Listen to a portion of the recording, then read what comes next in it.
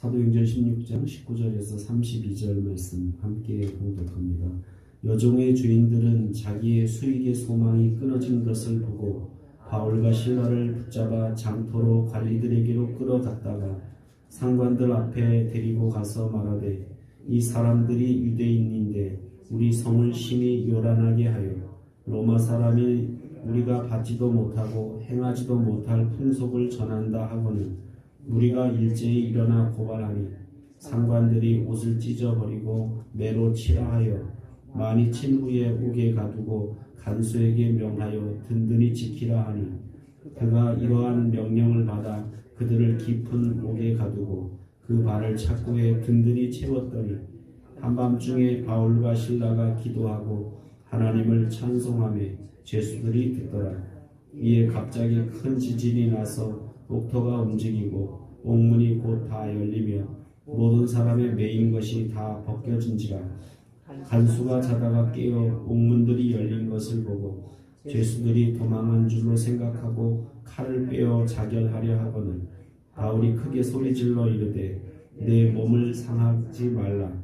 우리가 다 여기 있노라 하니 간수가 등불을 달라 하며 뛰어들어가 무서워 떨며 바울과 실라 앞에 엎드리고 그들을 데리고 나가 이르되, 선생님들이여, 내가 어떻게 하여야 구원을 받으리이까 하거늘 이르되, 주 예수를 믿으라.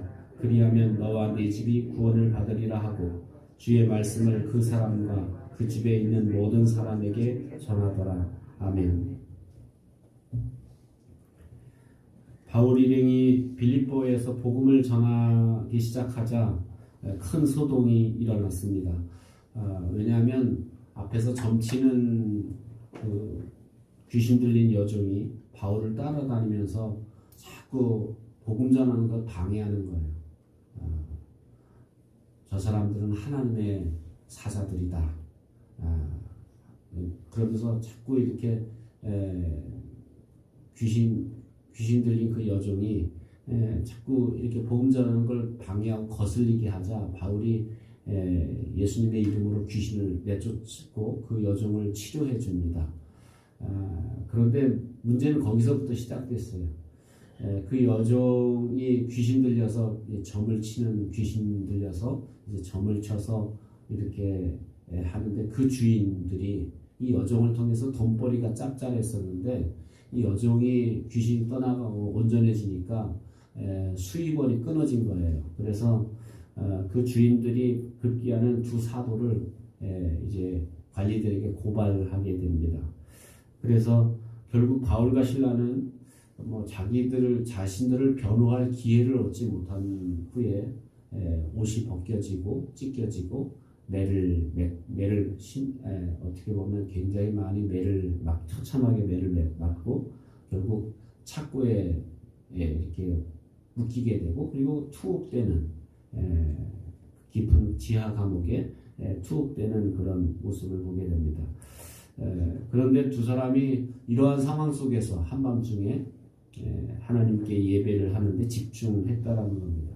그들의 환경은 기도할 환경이 아니고 찬송할 환경이 못 되는데 그들이 그 컴컴한 감옥에서 착고에 묶인 채로 하나님께 기도를 올리고 또 하나님께 찬송을 드리는 그런 역사가 일어났습니다. 그렇게 기도하고 찬양하고 예배할 때 기적이 일어났습니다. 지진이 일어난 거예요. 그래서 옥문이 다 열리고 그리고 모든 죄수들에게 묶였던 착고가 다 풀리는 역사가 나타났습니다. 그런데 바울은 도망가지 않고 옥문이 열린 것에 이제 책임을 느끼고, 왜냐하면 옥문이 열려서 죄수들이 도망가고 나면 그 책임이 이제 간수에게 있으니까 간수는 어떻게 보면 사형을 당하는 거예요. 그러니까 자기가 자기 칼을 뽑아서 자결하려고 하는데 그때 바울이 내 생명을 보존하라 라고 이렇게 하면서 그 간수의 생명을 지켜주지요. 그래서 간수가 바울과 실라를 밖으로 데리고 나가서 그 앞에 엎드려서 우리가 어떻게 해야 구원을 받겠습니까? 내가 어떻게 해야 구원 받겠습니까? 라고 이렇게 간구하자 그때 바울이 주 예수를 믿으라. 그러면 너와 내 집이 구원을 받겠다 라고 말했고, 그래서 그 집과 그 간수에 온 집안이 다 예수님을 믿고 구원받는 그런 역사가 나타나게 되었습니다. 이것이 오늘 본문에 나타난 그런 사건입니다. 오늘 우리의 삶과 우리의 생애 가운데서도 어떨 때는 착고에 묶인 것처럼 꽁꽁 묶인 것처럼 우리가 답답하고 힘들고 고통스러운 상황, 어떤 때는 그런 상황이죠. 어떻게 이렇게 저렇게도 할 수 없는 상황. 여러분의 사정이라면 내가 스스로 어떻게 바꿔보겠지만 나로 인한 사정이 아니라 내 주변의 환경이 꽁꽁 묶여버렸어요. 그래서 어떻게 그걸 매듭을 풀려니까 이게 수월치 않아요. 그래서 답답하고 힘들어요. 속상해요.